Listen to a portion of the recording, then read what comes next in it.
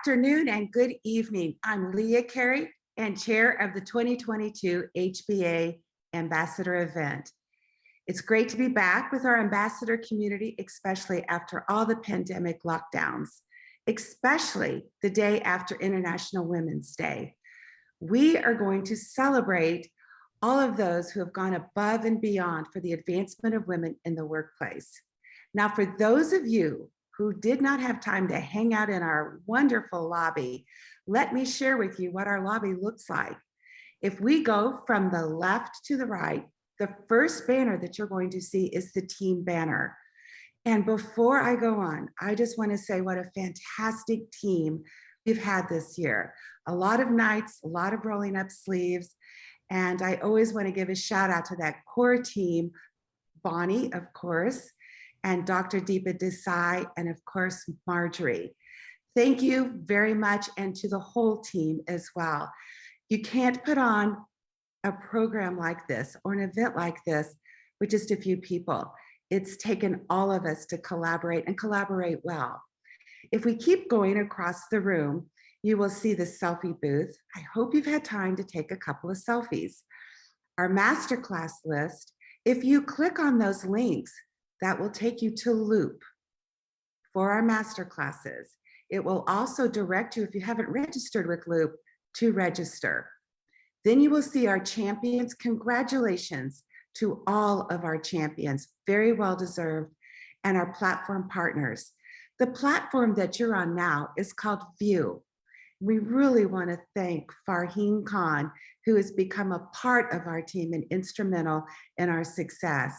The master classes will take place on Loop, and you'll be directed by Bonnie how to get to the master classes.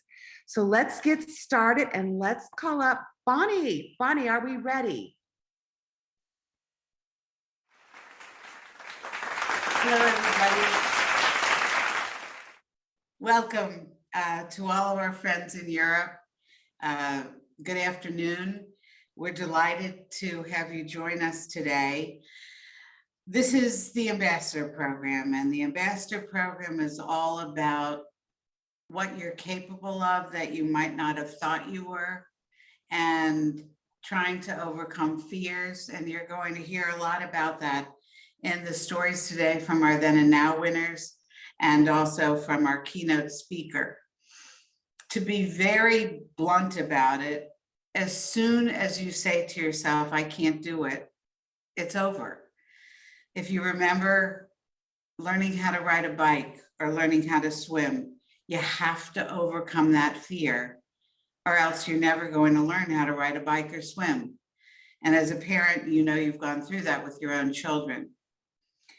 So we now have over 40 ambassador programs all over the world, and we're growing rapidly and expect to have probably 50 or 60 by the end of 2022.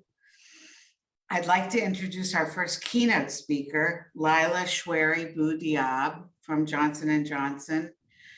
We're delighted to have Johnson & Johnson as a part of the ambassador program through the leadership of Sahana Nayak from Johnson & Johnson, who is based in Switzerland, and through all of the hundreds of people at Johnson & Johnson that have participated in our programs. We're delighted to have Lila represent J&J and talk about some of these concepts from her own personal journey. Over to you, Lila. Thank you very much, Bonnie, for the kind introduction, and good morning, good afternoon, everyone. In September 2006, while I was working as a production planner for a big pharmaceutical company, I received an invite for a call from the head of global operations, who was 3 levels above me. I had no idea what the purpose of the meeting was, and my first reaction was to think, okay, what went wrong? At that time, I was 5 years into my professional career as a chemical engineer, and I had gone through roughly 2 different roles as a subject matter expert. I came to the meeting ready to discuss all scenarios I could think of, but all business related. And to my surprise, when I arrived, he said, I would like to talk about you, and your next career step. And then he asked, would you be interested in leading a production unit? So some background information of what that meant. The production unit was a team of about 120 employees.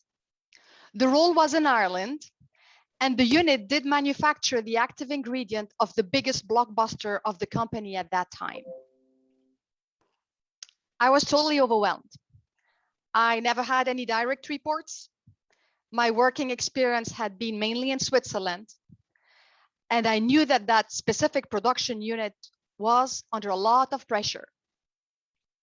The only thing I could think of is, this job is too big for you.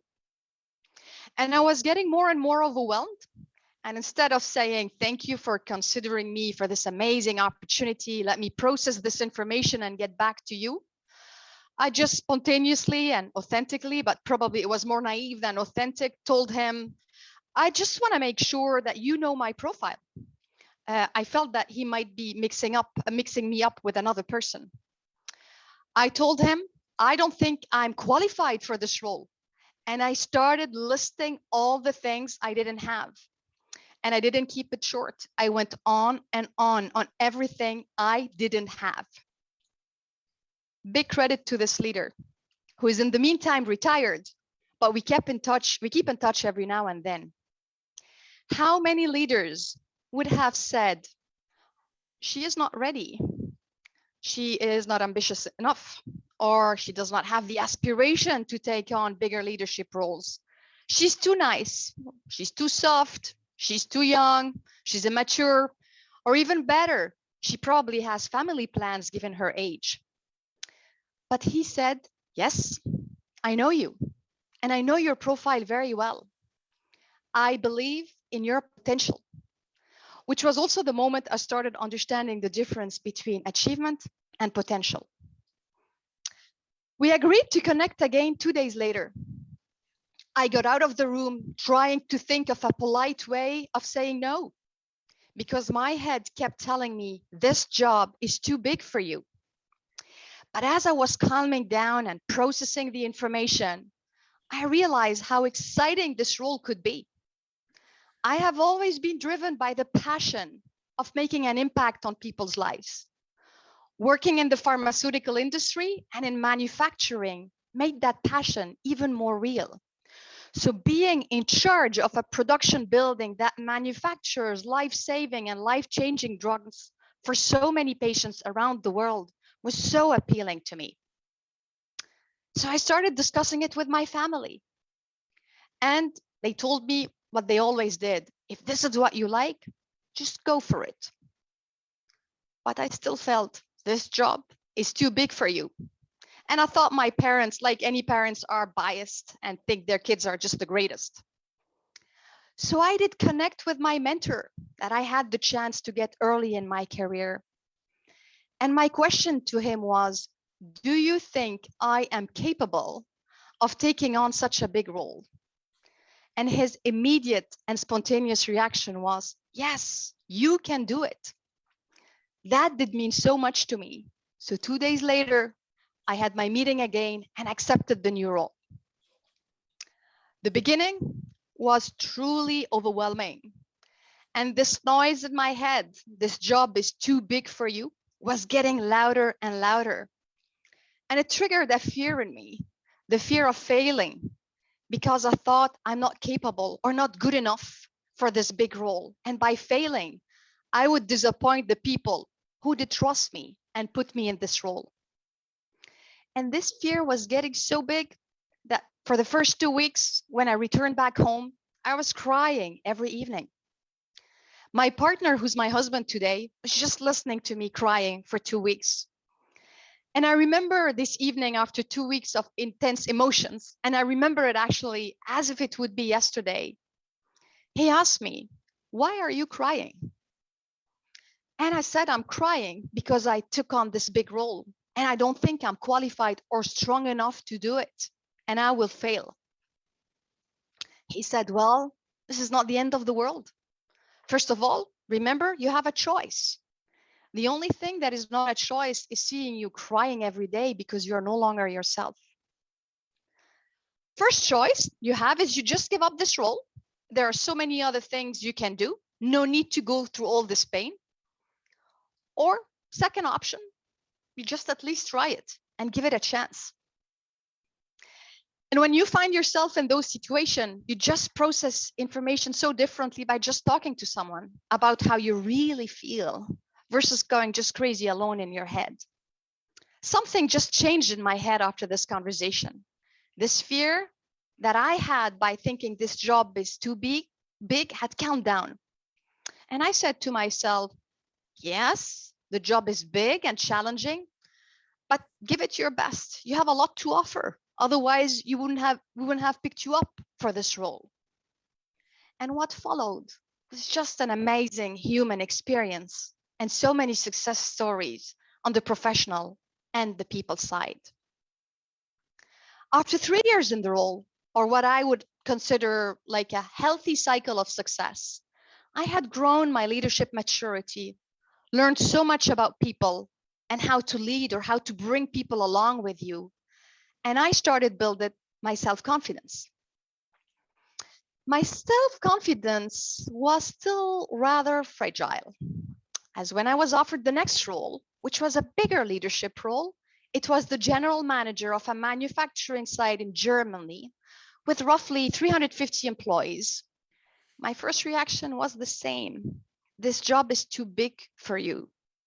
But this time, I knew how to handle it. So I did call my mentor and ask him exactly the same question. Do you think I am capable of taking on such a big role? And his answer was exactly the same. Yes, you can do it. After another roughly 3 years in this role, I had grown again on the leadership side and on the personal side. The role that followed was a global role overseeing multiple sites. So it was a big step up. Instead of leading people and manager on a site, I was leading leaders globally. I was overseeing multiple sites and the associated functions, and I had a team of about 600 to 700 people across the world. Despite the fact that the role was much bigger and with many challenges, I didn't feel much of the fear, this job is too big for you. Yes, the job was big, but my self-confidence had grown. I thought at that stage of my career that I had built my self-confidence and passed this job is too big for you phase and what came with it, which is this fear of not being capable or good enough for the role, until it did hit me again. While I was enjoying this global role overseeing multiple sites, the division I was working for got acquired by a new company. So I did what I would consider today to be the boldest move in my career. I changed company, I changed role. So far, my experience had been in manufacturing operations. The new role I took on was leading global quality for the company, from which doesn't only cover manufacturing, but also R&D and commercial. And on top of that, I moved to the US with my family, my husband, and our 4 years old son and sunshine, who was born in the meantime.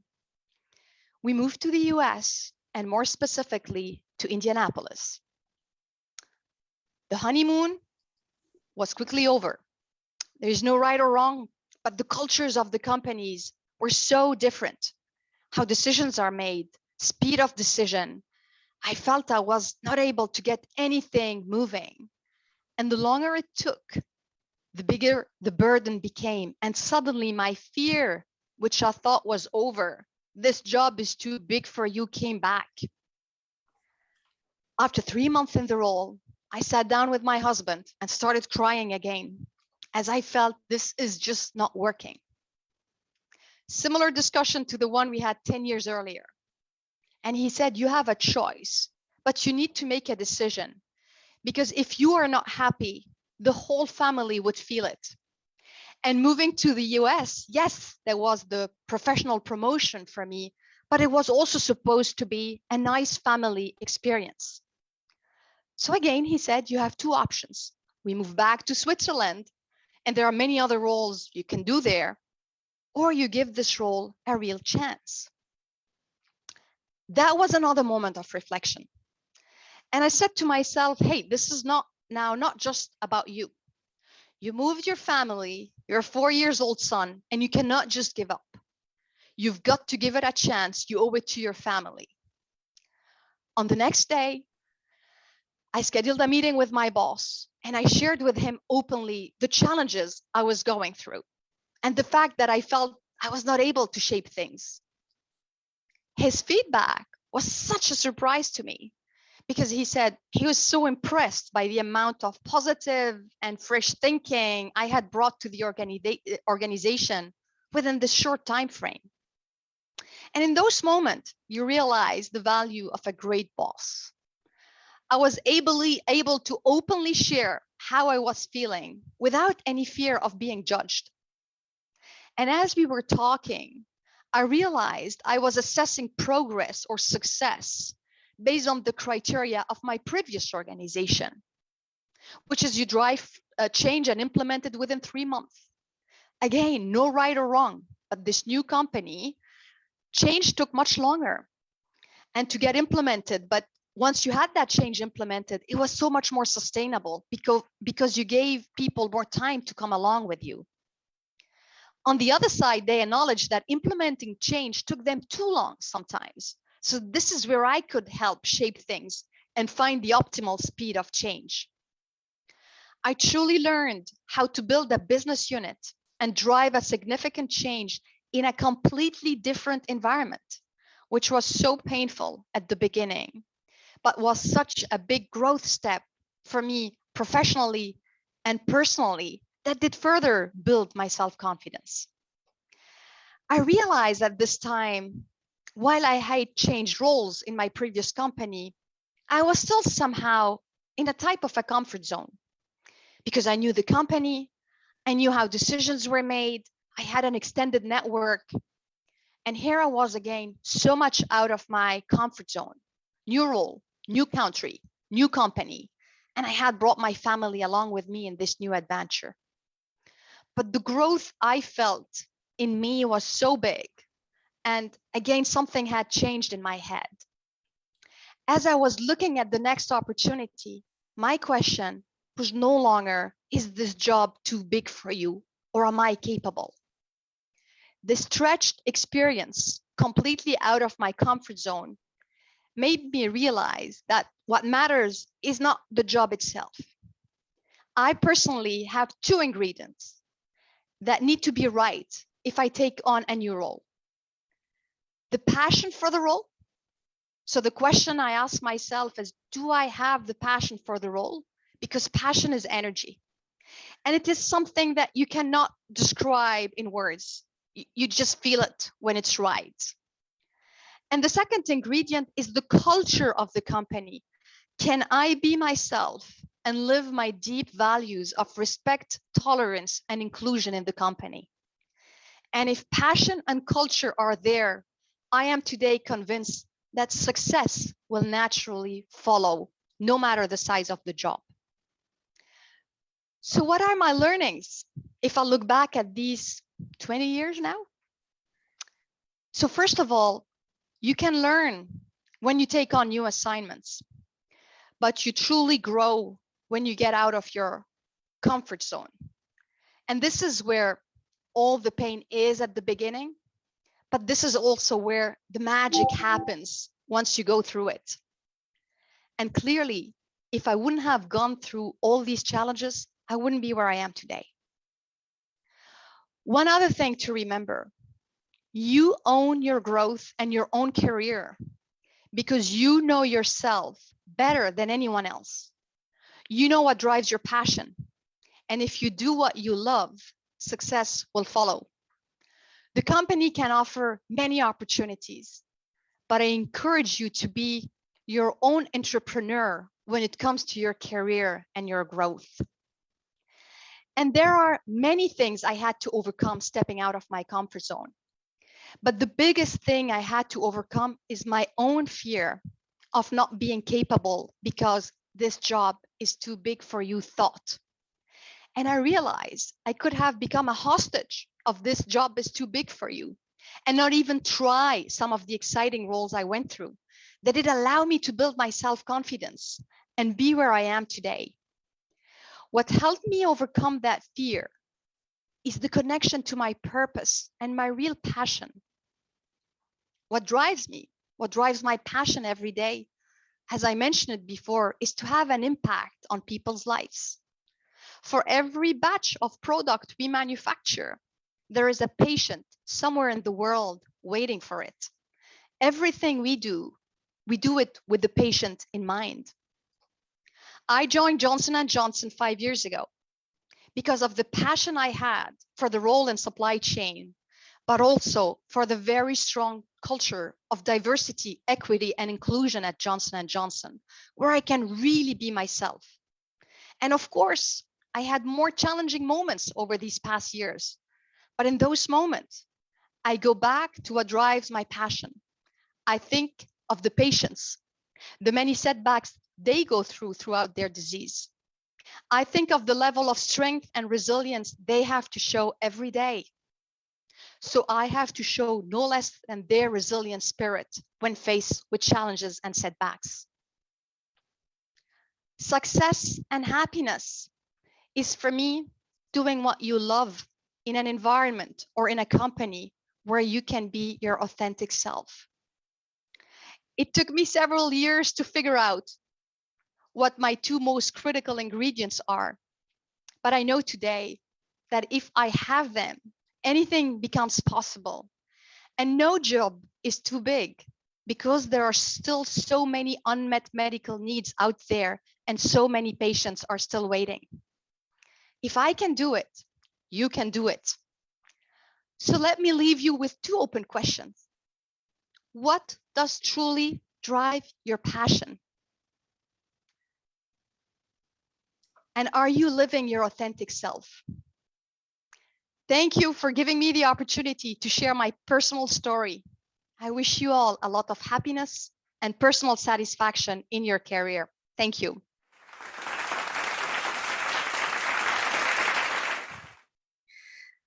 So, Lila, here's the beauty of HBA and the beauty of the Ambassador Program. You and I just met a few days ago, and I am so inspired by your story and so grateful that we've had the chance to meet.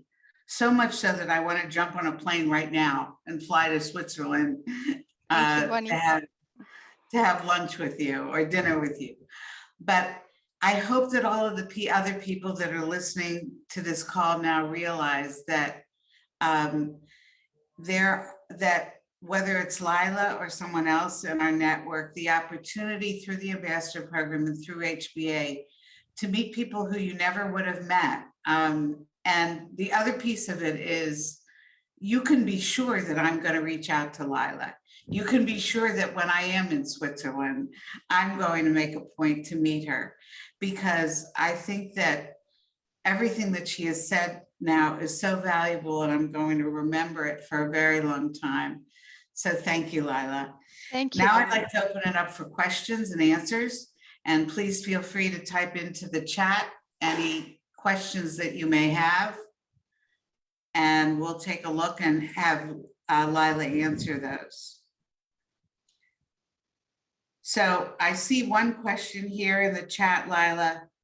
If you have advice, if you were to advise your younger self now, knowing what you know now, what advice would you give to your younger self? Yeah, what a great question. Thank you for this question. And you know, one piece of advice I got, it was once at a leadership training or a leadership discussion.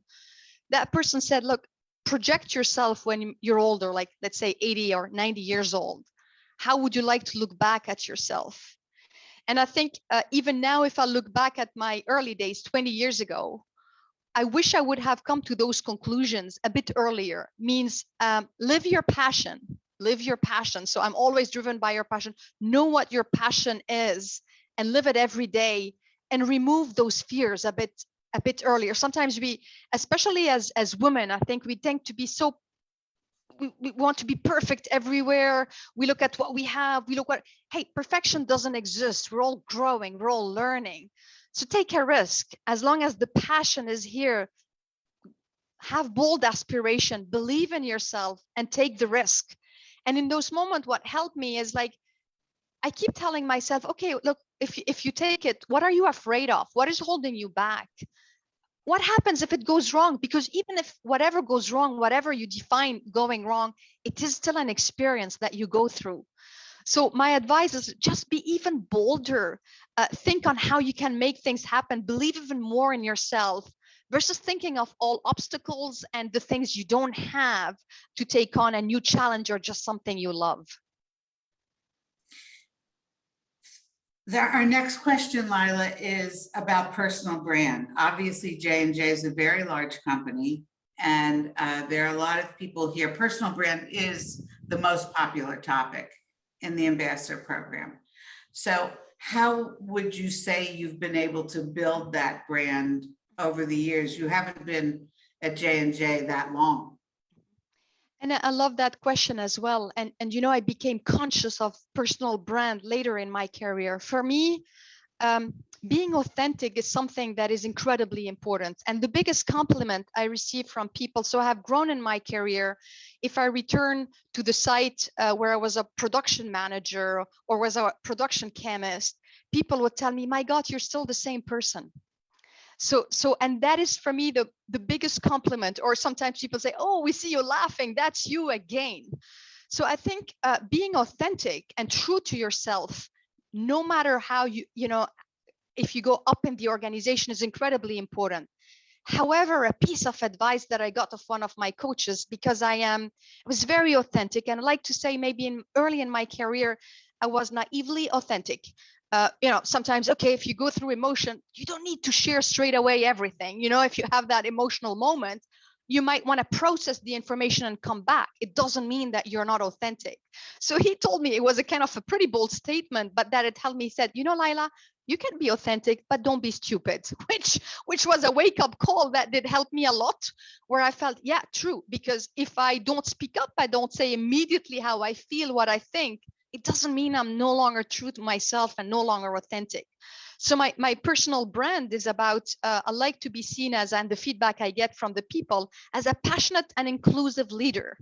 And I get always proud, and I'm so happy when I go back, people tell me, hey, you're the same. I said, yeah, why should I change? Even if I took on a new role, that passion is even bigger than ever. And the aspect around the inclusion and you know, listening to people, learning from people, got me where I am here today. So I'm going to keep that successful recipe that I have. I don't want to change it. We have another question about mentors. You mentioned in your presentation about mentors. How did you find them? How did you know you had the right mentor? Everybody asks that. Yes. And you know, it's not an easy question. So I was lucky enough early in my career, I was given a mentor. And it was very interesting because when we connected at the beginning, we didn't really connect. And it was that mentor that I always called every time I took on a new job. And he said, yes, you can. And I was like, oh, this is strange, because if we don't connect, I cannot be myself. So what's the value of mentoring? And that relationship did evolve, where we realized we're very complementary because we're very different.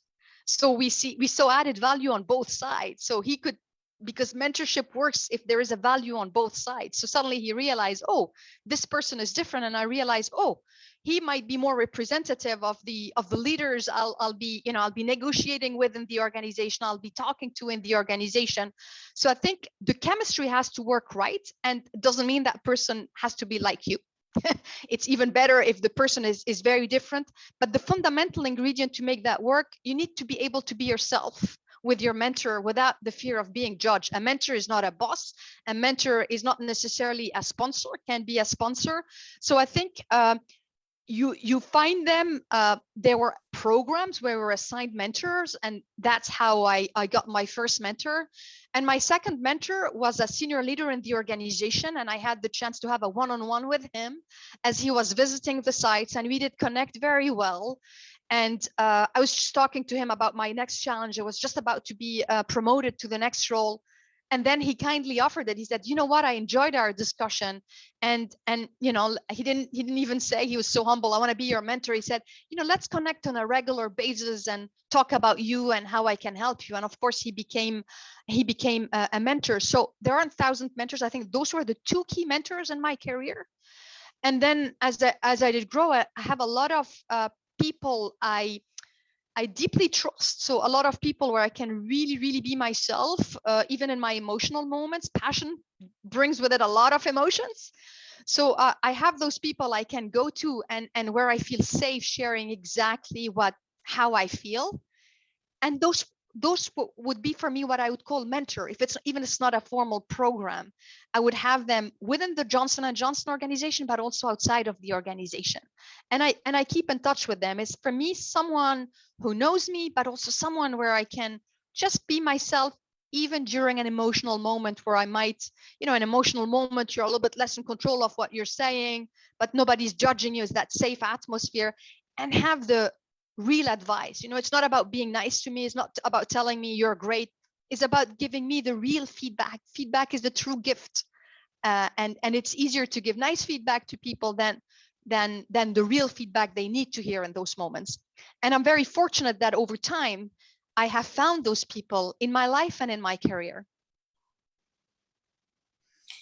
So unfortunately, we're out of time for the keynote segment. And I know we have many more questions, but I have good news for all of you that are on the call, which is that I've already asked Lila if she would be willing to join us for a panel discussion at some point in the future to expand upon a number of the topics that she discussed today. And luckily she said yes. So more than happy to do it. And thank you again for inviting me, Bonnie. Such a pleasure to be with you here today. And it was absolutely an inspiration to be with you. Thank you so much, Lila. Thank you. Thank you. And good luck to all of you on the line, which I don't see in that virtual world, but wishing you all the very best. Thank you. And now we'd like to turn to the next segment of our show, which is the Then and Now Awards. I'd like to invite to the stage Katerina Lysova from Siemens.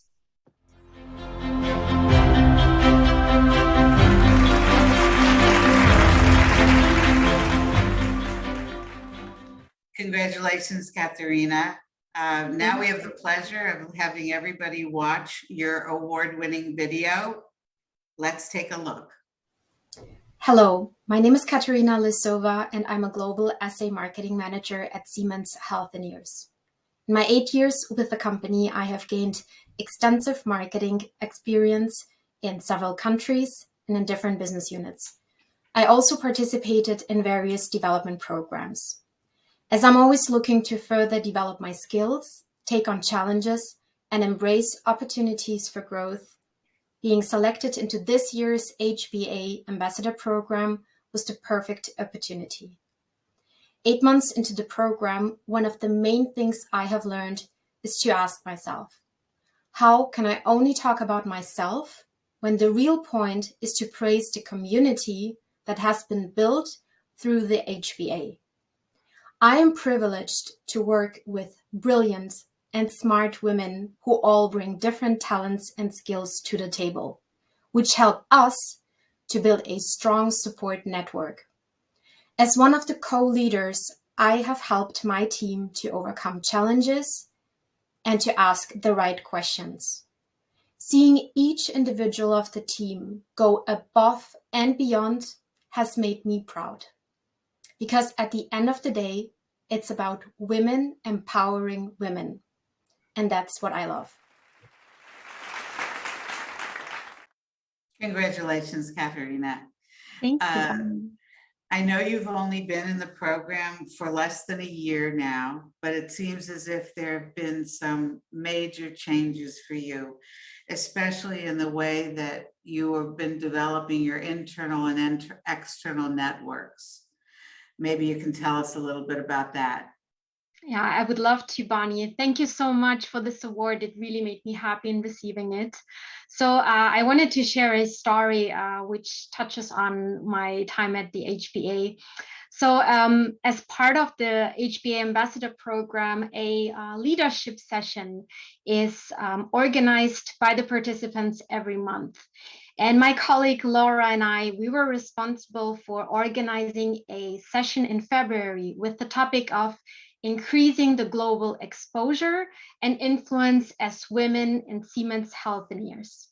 To make this a very engaged session, we wanted to invite a guest speaker to a fireside chat. And one person immediately came to my mind. Her name is Livia. I heard Livia speak for the first time about different cultures and leadership at a world conference in 2014. I was amazed and very impressed by how approachable and at the same time knowledgeable she was. And back then she served as the country head of human resources for Siemens in Qatar. And now, 8 years later, she serves as the Senior Vice President for Human Resources at Siemens Healthineers Varian Medical Systems. So I just contacted Livia and asked if she would be willing to join us in this HBA session. And she responded right away, telling that she would love to be a part of it. So we had a wonderful discussion. She talked about the importance of not only having a strong support network, as I mentioned in the video, but also about performing well. And according to her, performing well doesn't absolutely mean that you have to take on every task or that you have to work on every project. It just means that you have to do the right things. And sometimes this means also that you have to say no. And this issue of saying no, it really struck a nerve. I mean, I could tell by all the comments, all the questions by the group. I mean, immediately after the session, my participants congratulated Laura and I, said that they really enjoyed this valuable and very helpful session.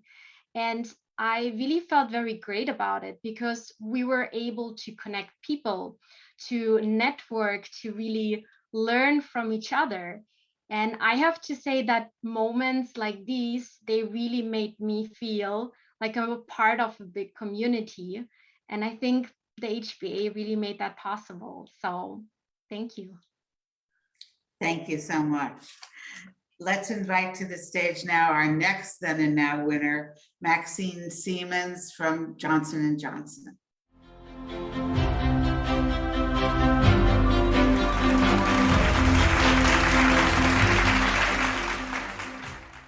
Maxine, let's take a look at your video. Hi, my name is Maxime Siemens and I'm a scientist at Johnson & Johnson. Before the HBA Ambassador program, I thought I could only bring my scientific knowledge to the table. Going through the program, it surprised me that I was so comfortable with being uncomfortable, not knowing everything, but having to move forward with the project. Even if the project content, it was not about science. It gave me so much confidence that when I'm now invited to scientist expert groups, even though I'm early career and often the youngest in the meeting, I know I can bring that confidence to the table, to reach out to people higher up in the company, to get the expertise that is necessary to move the project forward. I'll also learn from the program how to take into account the viewpoint from the person across me, while still being very clear on what I want to achieve together. This is leading by influence rather than by authority, and I see how many valuable networking relationships have grown out of this new mindset of me. So for me, the HBA Ambassador Program experience, it is now my steering wheel for my future career journey. I'm not just a scientist anymore. I am a conscious and confident future leader. So Maxine, when we were talking, you told me a story about a situation where you were part of the ambassador program. You had to present in front of leaders at your company that were subject matter experts in something you weren't a subject matter expert in. And at one point, it looked like the conversation was not going well. Tell us more about that. Yes, thank you for this question, Bonnie, and of course also for the award. So indeed, for me, there's really a specific moment I will always remember from being in the program. So indeed, we had to present our potential projects to senior level stakeholders of our campus. And so they were indeed experts in their areas, such as HR and campus activities. And of course, as a scientist, I was not. And still, we were able to make our case and work through answering all of their challenging questions, which were a lot. So we could turn it around and convince them by the end of the meeting. And so for me, that was a moment like, hey, I can put myself to projects completely out of my comfort zone, outside of science, and also use the leadership skills and the soft skills I learned from the HBA program and apply them in my future career, no matter what the project is about, no matter what the content. And so I feel because of that, like my horizon to look forward to career-wise, it has broadened up a lot. And so by this aha moment and also by the program. So thank you for the opportunity and thank you for the award. Well deserved. And let's go to our final then and now winner, Anna Esterhazen, also from J&J. Please come to the stage.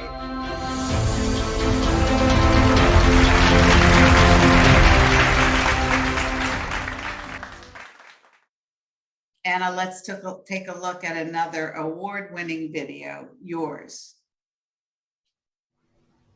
My name is Anna Estreisen. I am the Repack and Relabel Manager for Delivery EMEA, and I'm part of the Quality and Compliance Organization. I joined the Switzerland cohort in 2021, and even though we're only halfway through our journey, I've already learned so much. I had a really limited view on personal branding before joining HBA. I've since come to learn a lot of new skills and understanding. Before joining HBA, I'd always thought that we see the world as it is. But since then, I have come to learn that we see the world as we are. I've also come to learn the importance of developing ourselves and reflecting ourselves and showing the world who we are so that we can reflect and shine. It's been a wonderful, transformative experience that's given me the confidence to apply for an international, global grow rotation role. I was successful in my application and I start on my new role on the 1st of March. It's been a really great experience so far, and I can't wait to see what the next 6 months will bring. Congratulations on your new role, Anna. So, as I always do, I learned something in our conversation from you. Let's call it the 5-minute tip. Would you like to share your 5-minute tip with our audience? Sure. Thank you so much, Bonnie, and thank you so much for the award. I appreciate it. In our conversation, one of the biggest learnings that I shared with you was the fact that learning about personal development and personal branding would always feel like it was on top of what I was already doing. We all know we have a very full schedule that is already taking all of our time every day. And in the beginning of joining the program, I'd wondered where would I fit in all of this extra development I was already at full capacity. At the same time, we also know that we're joining a lot of virtual meetings, and in these meetings, we're losing a lot of time at the beginning waiting for people to join.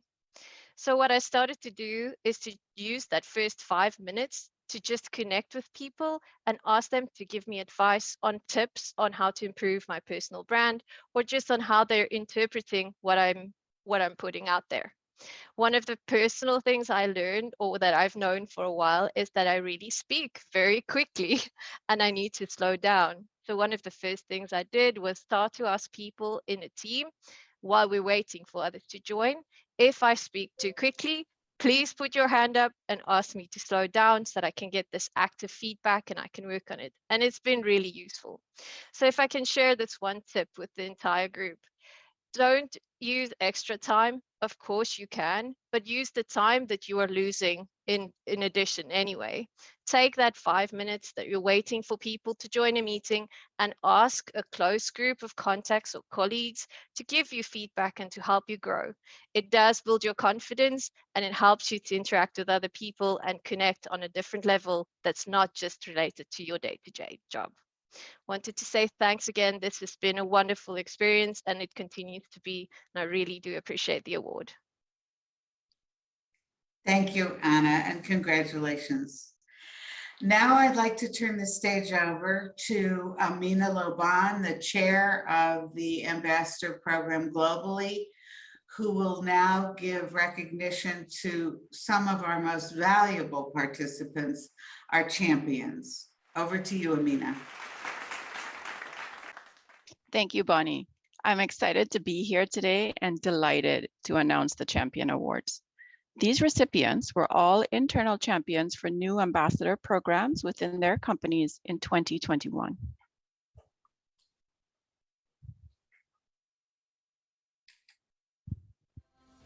Joanna Galzinska, Takeda, Switzerland. Laura Coxhold, Takeda, Switzerland. And Chafi Jaguelo, Becton Dickinson and Company, Switzerland. Zainab Gigit, Becton Dickinson and Company, Switzerland. Hélène Armand, Takeda, France. Rosie Hennessy, Bristol Myers Squibb, Ireland. Maya Hadidi, Bristol Myers Squibb, Ireland. Andrea Kelly, Bristol Myers Squibb, Ireland. Kelly Fong Tian, J&J, Switzerland. Maria Felberova, J&J, Belgium. Alkisti Kluda, J&J, Belgium. Maxime Simon, J&J, Belgium. Chiara San Giorgio, J&J, Italy. Emma Scolacci, J&J, Italy. Anna Hart, J&J, Switzerland. Karis Puram, J&J, Switzerland. Marianne Toussaint, J&J, France. Anne Robert, J&J, France. Andrea Walters, Siemens Healthineers, Spain. Jacinta Carolina Reinekainen, Bayer, Germany.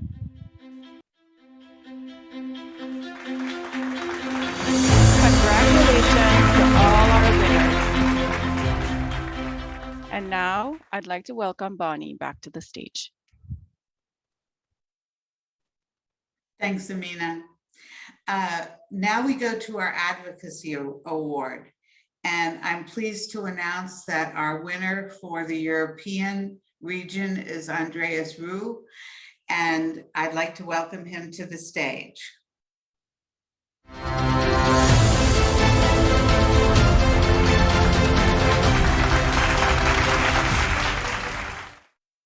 Thank you, Bonnie, and thank you to the whole HBA team. It's, of course, an honor, and I'm humbled to receive the recognition today. It's not so long ago that we set out to intensify our partnership with HBA, and we've made a lot of progress in a very short period of time that I'm very proud of.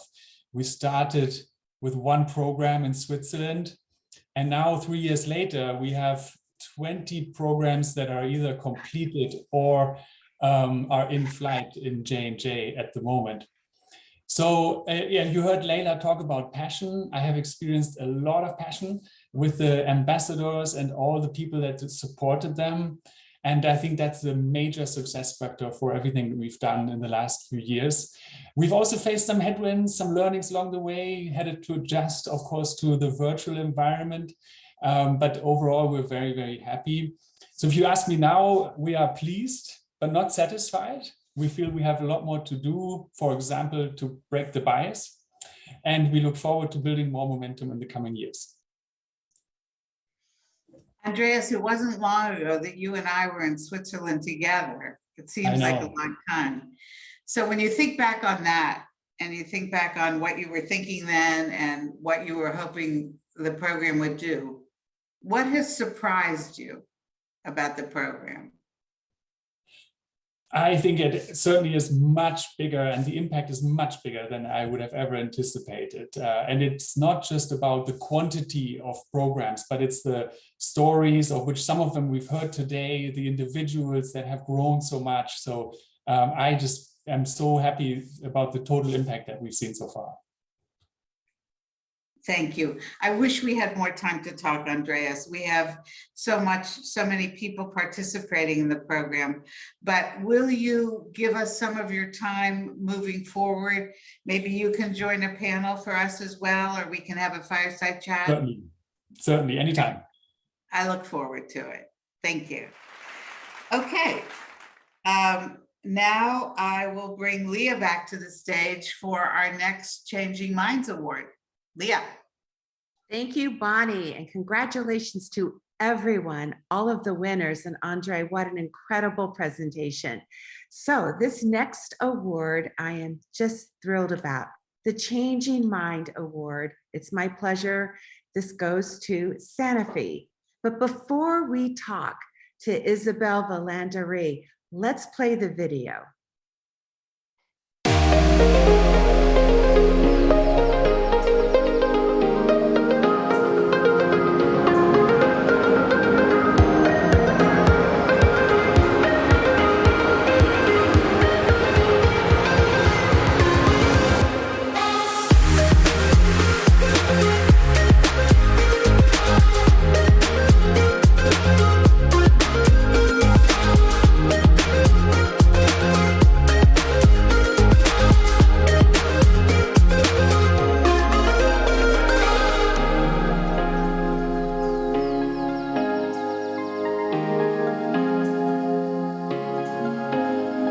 All my life, I have benefited enormously from the teachings, mentoring, coaching I've received from the different women in my life. If we want to be truly successful in Play to Win strategy in Sanofi, gender diversity is not a good to have, it is a must have at Sanofi.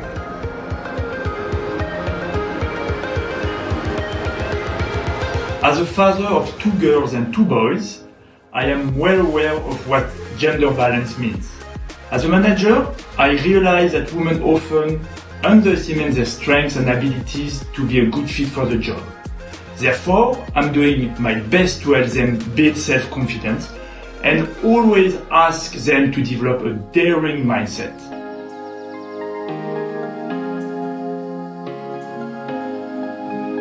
We need to make sure that we encourage women to participate to a job opening when there is a process, because I realize that from time to time they are even a little bit scared to participate to the process, so encourage them.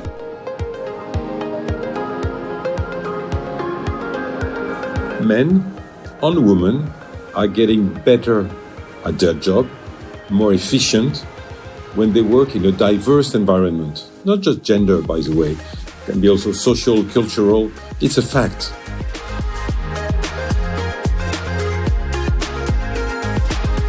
We have to be intentional. I've just been building my own team, and I have absolutely worked on ensuring I've had a balanced slate. I've made sure I've had a balanced panel interview, and I've ended up with a team that's 50-50 gender balance from across the world. So my call to action for all of us as men is not just to say, but to do.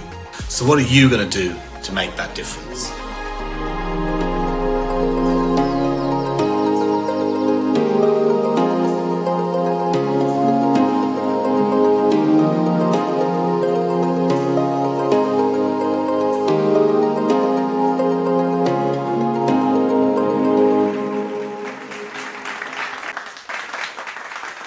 Isabel, congratulations to you and your entire team. Thank you. As you saw, we have many Andreas at Sanofi. So the role of male advocacy is near and dear to the HBA and the Gender Parity Collaborative. What inspired you to look at the role of male advocacy as your initiative?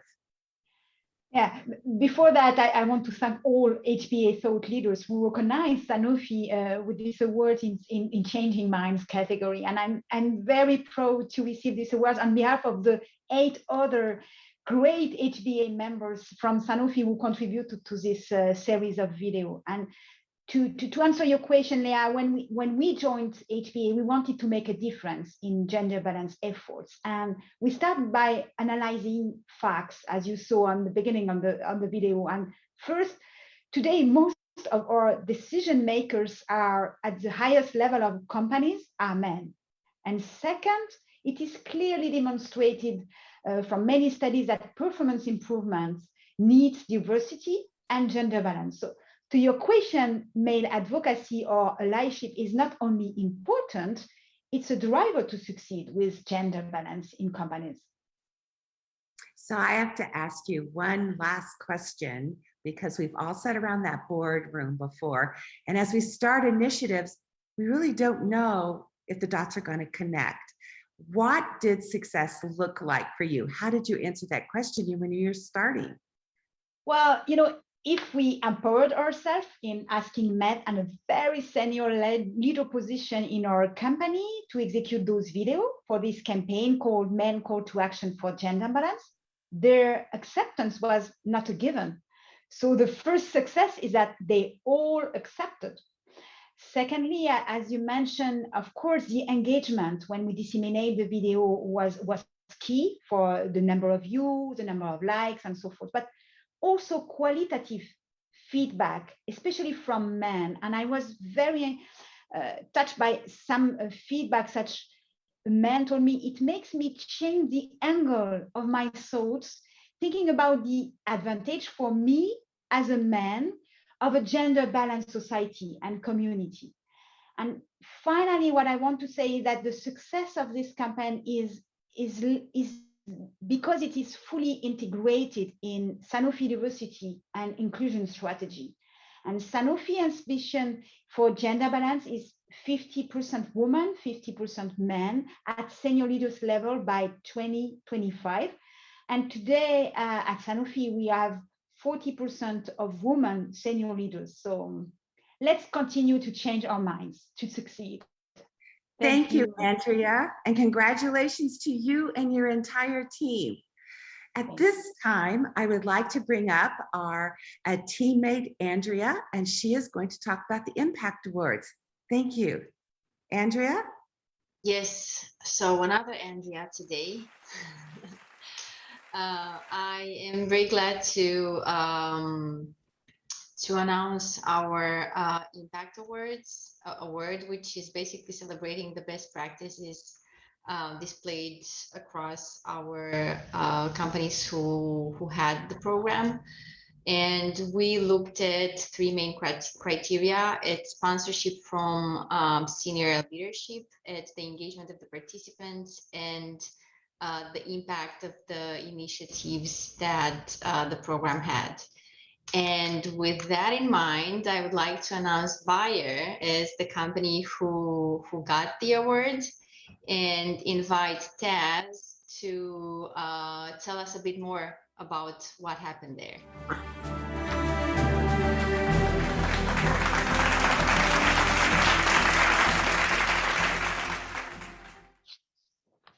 Thank you, Andrea. On behalf of the ambassadors and the executive committee members, namely Ian, Tia, Jacinta, and our sponsor Sheila, we are delighted to receive this award. The program concept for Bayer Pharma Global, it was based on supporting accelerated transformation. Our program was unique in that we focused heavily on inward-looking leadership. This focus shaped our agenda for the first quarter, and it was focused around understanding our own leadership style and why it was this way and its impact on others. Our second quarter, we focused on practicing what we learned. And finally, we are now sharpening those skills. Transformation starts from within. That is how you change company culture, and real organizational transformation happens. Transformation, put simply, is about people. And I'd like to thank all 25 ambassadors for making this program a success. If we could move to the next slide, please, Fahim. There are 3 outstanding contributions to the program, which I would really like to recognize. And those 3 ambassadors set out a concept, and they implemented that concept based around networking, leadership upskilling, building resilience, from concept creation to implementation. Next slide, please. They are Sia Ukene, Tatiana Gust, and Sylvia Kaiser. Congratulations and thank you for your participation. It's the 25 ambassadors that have made this program a real success. And leadership is about lifting each other and supporting each other to grow. So thank you on behalf of Bayer.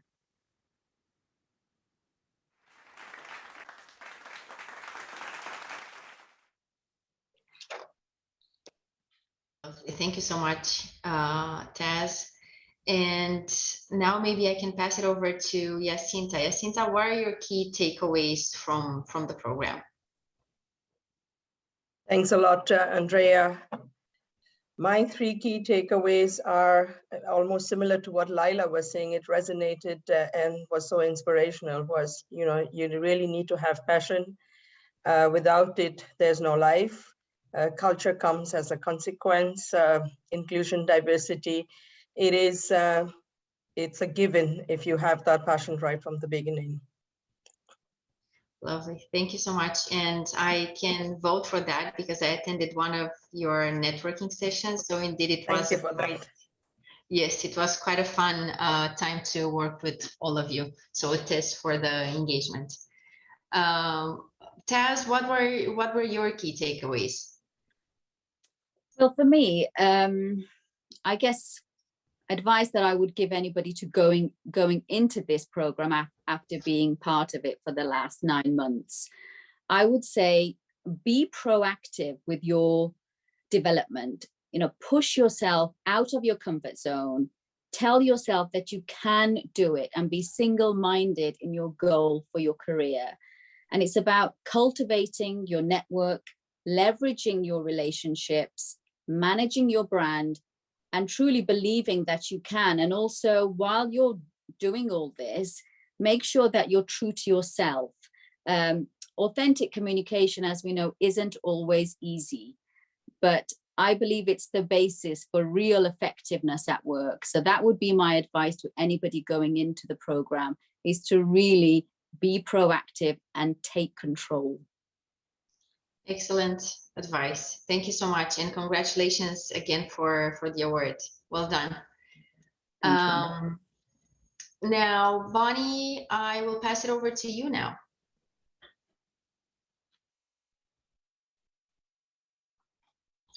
Here, I'm just going to give a little bit of a shout out, Bonnie. I think your theme of being comfortable with being uncomfortable is really perking up to the top. What would you say?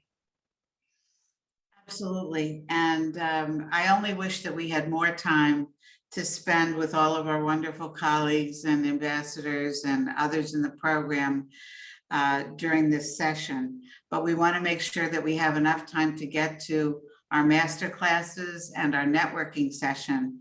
So I'm going to turn it over to Marjorie McGovern now to let people know how to join those sessions. And Marjorie, please take yourself off mute. Thank you. Thank you, Bonnie. When you join the master class and networking events, please click the back button arrow, which is on top of the screen. Once in the lobby, click on the master class and select the master class that you would like to attend. The loop page will pop up. If you have not registered, please do so. For those who already registered, you have received email from Loop with your password and invite code that you will need to log in to the Loop platform. Once you're in Loop, go to the popular topics section at the bottom of the page and select the masterclass topic. Then click on events. And then once you are in the events page, select the mini class you would like to join. Our masterclass instructors will actually inform you as well on how to join the networking events. And if you have any issues, please email hba@loop.work. Now let's go back to the lobby and attend the masterclass. Thank you so much, everyone.